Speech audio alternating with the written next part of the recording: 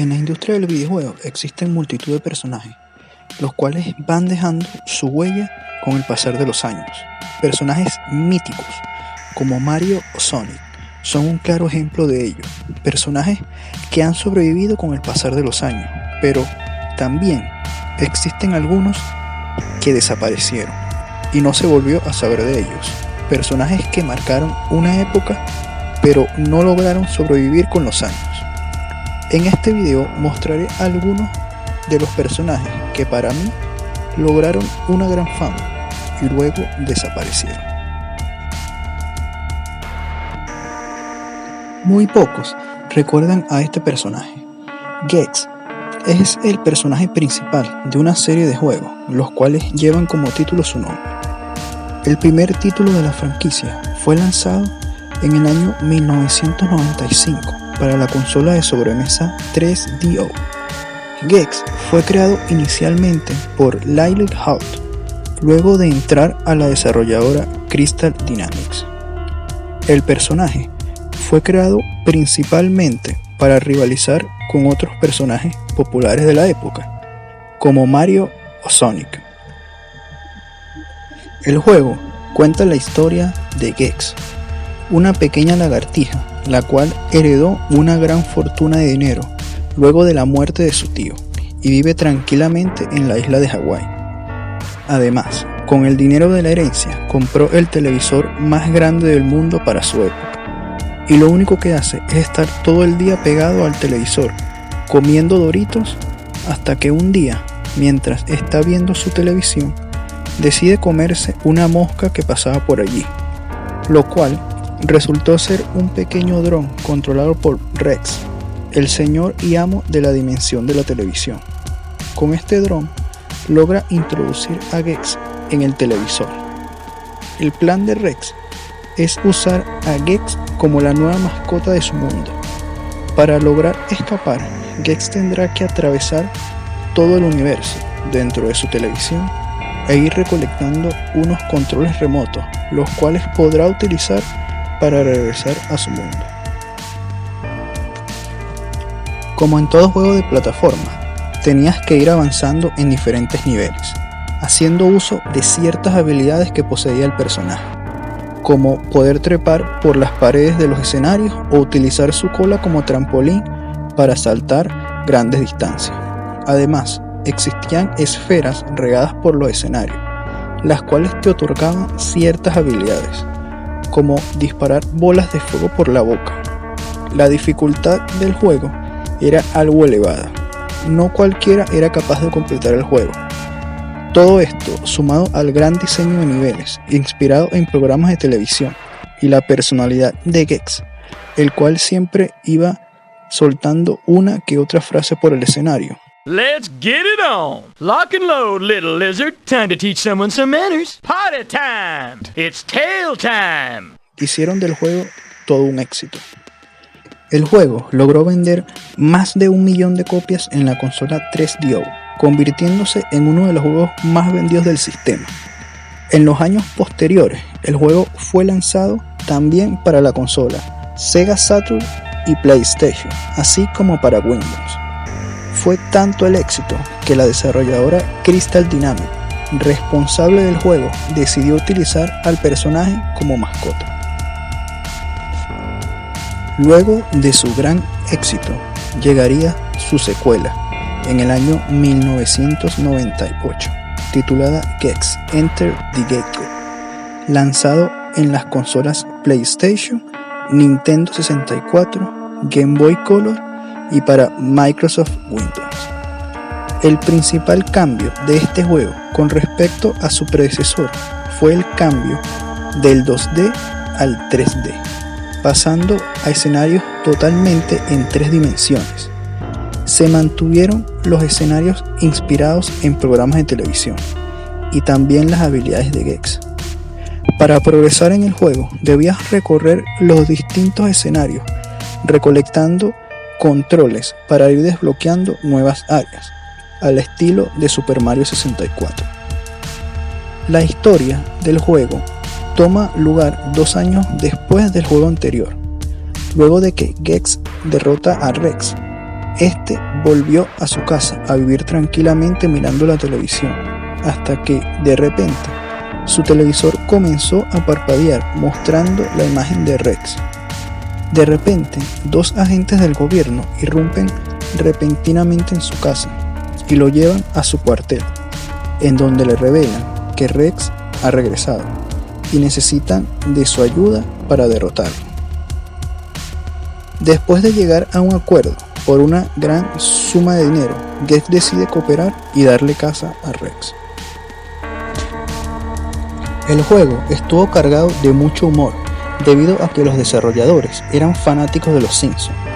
Incluso uno de los escritores de la serie trabajó en el juego escribiendo el guión. El resultado final fueron más de 700 frases de Gex que iba diciendo a lo largo de los escenarios. El juego obtuvo en su mayoría críticas positivas, alabando sus gráficos, su diseño de niveles y el gran humor que tenía el juego. Como su predecesor, volvió a ser todo un éxito.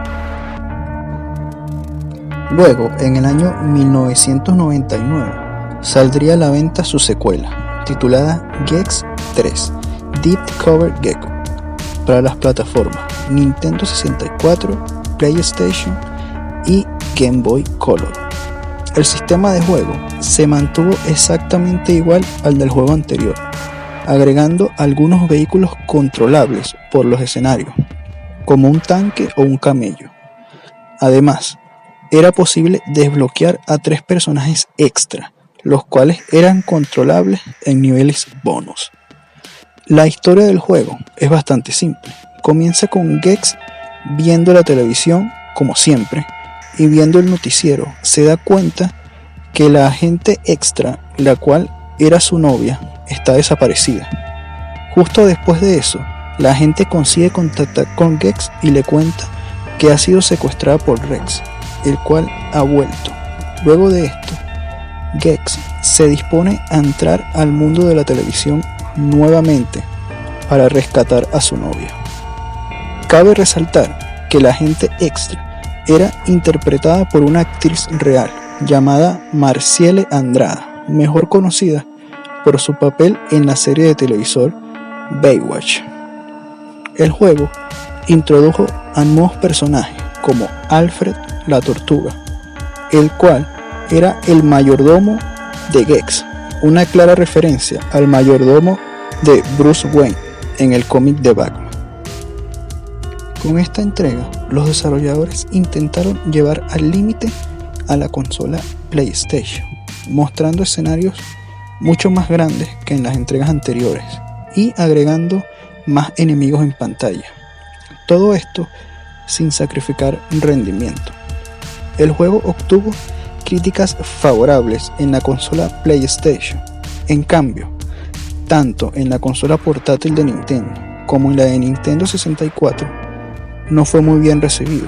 En esta última fue muy criticado por no aprovechar el stick analógico del control, además de ser comparado con otros títulos similares de plataforma que existían en la consola, como Super Mario 64 o Banjo-Kazooie, los cuales eran títulos de una altísima calidad y muy difícil de superar, mientras que en la consola PlayStation no tuvo este problema, debido a que no existían muchos títulos similares.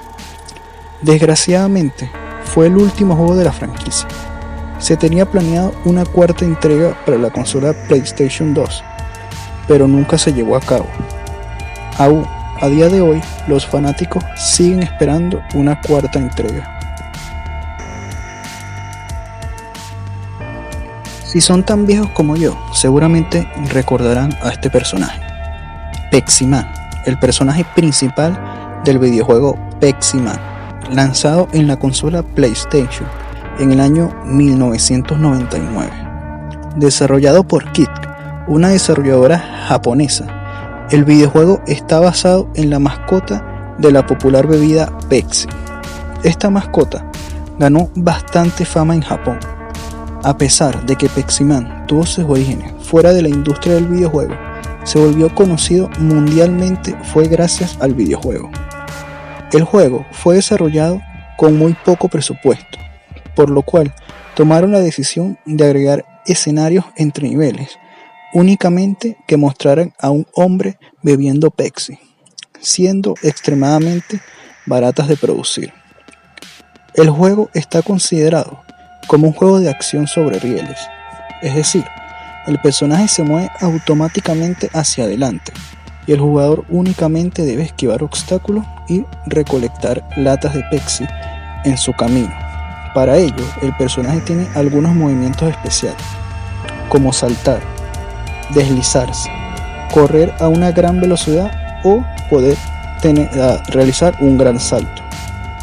Existían algunos escenarios en donde Pepsi-Man era perseguido por alguna amenaza o simplemente quedaba atorado en un basurero o sobre una lata de Pepsi. El juego fue un desastre en ventas y obtuvo muy malas críticas de la prensa especializada, llamándolo una simple copia de Crash Bandicoot. A pesar de su fracaso en ventas, el juego sigue siendo recordado por su icónico personaje, que a pesar de no decir ni una sola palabra en el juego, era divertido ver cómo corría por los escenarios. Uno de los personajes que no puede faltar en esta lista es Jin, personaje principal de la saga de videojuegos Earthworm Jim, un videojuego que vio la luz en el año 1994 en la consola Sega Genesis, desarrollado por Shiner Entertainment. Era un videojuego de plataformas con grandes dosis de acción. Obtuvo una gran fama debido a su humor y a su estilo de arte, pero sobre todo gracias a su protagonista, una lombriz, la cual utilizaba un traje espacial para lograr avanzar en los escenarios. La historia del juego era bastante simple.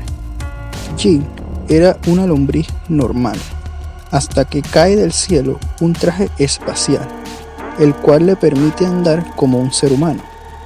La tarea de Jin es evitar que distintos enemigos se apoderen del traje y al mismo tiempo rescatar a la princesa, cual es su nombre. Sí, así mismo se llamaba en el juego. Una historia bastante simple, pero que a la final no importaba mucho, ya que el verdadero valor del título provenía de su humor.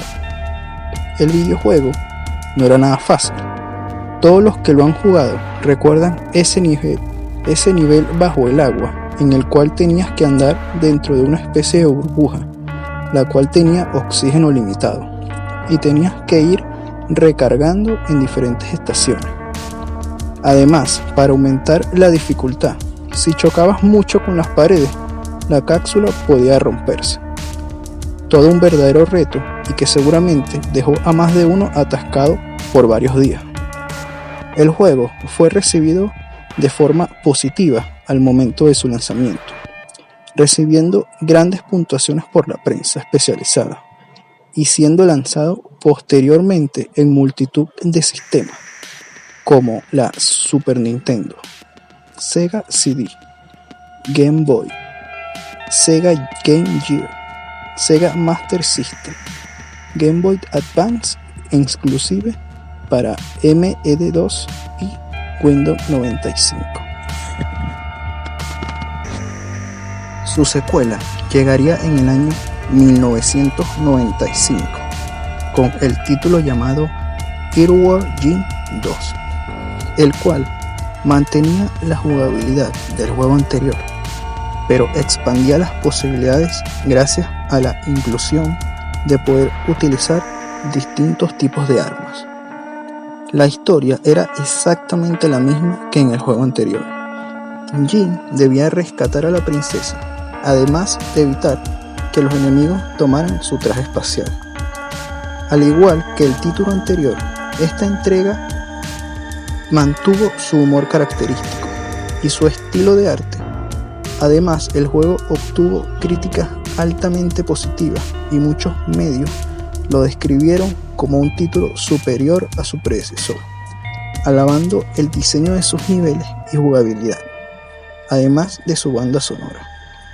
Desgraciadamente, este fue el último título desarrollado por el equipo original, A partir de aquí, la saga empezaría una época de decadencia, la cual la llevaría a su pronta desaparición, empezando con el primer título en 3 dimensiones de la saga. Earthworm Jim 3D fue el primer título de la saga en no ser desarrollado por el equipo original. Los derechos de Earthworm Jim fueron cedidos a la compañía Beast Interactive, los cuales únicamente habían desarrollado un título llamado Heads, el cual era un título mediocre. Sumado a esto, el título tuvo multitud de problemas en su desarrollo, lo que lo llevó a retrasarse varias veces hasta que salió a la venta en el año 1999 para la consola Nintendo 64 y Microsoft Windows. El juego toma prestado mecánicas de otros títulos similares, como Banjo-Kazooie o Super Mario 64, en la cual debes coleccionar cierta cantidad de un objeto en específico para ir desbloqueando los escenarios. En el caso de Earthworm Jim 3D, estos objetos eran ubres doradas que se necesitaban para desbloquear nuevos niveles en el juego y canicas para desbloquear distintas áreas de cada nivel. La historia cambió con respecto a sus anteriores juegos. En esta oportunidad, Jim es golpeado por una vaca voladora que lo envía a un coma. Jim entra en su subconsciente y descubre que los enemigos de juegos pasados han entrado en su mente, y si no los detiene, quedará en coma de por vida. Al momento de su lanzamiento, el juego obtuvo críticas negativas, argumentando que había perdido la esencia de los juegos anteriores, describiéndolo como un título mediocre, poco inspirado e incapaz de competir con títulos similares, tales como Super Mario 64 o Banjo-Kazooie. Personalmente, tuve la oportunidad de probar el título en la Nintendo 64 y era un juego bastante olvidable. Recuerdo que no llegué a terminarlo y lo dejé a la mitad. Se podría decir que este fue el juego que llevó la saga al olvido. Ese mismo año también salió un título para la Game Boy Color llamado Earthworm Jim Minic to the Galaxy, pero es un título bastante olvidable y no hablaré sobre él. Estos son solo unos pocos de los muchos de personajes que desaparecieron años atrás, los cuales marcaron una época en la industria y dejaron una marca en el recuerdo de muchos jugadores, los cuales siguen esperando el regreso de estos personajes. Recuerda suscribirte para seguir recibiendo el contenido más pirata de la web con la mejor calidad posible.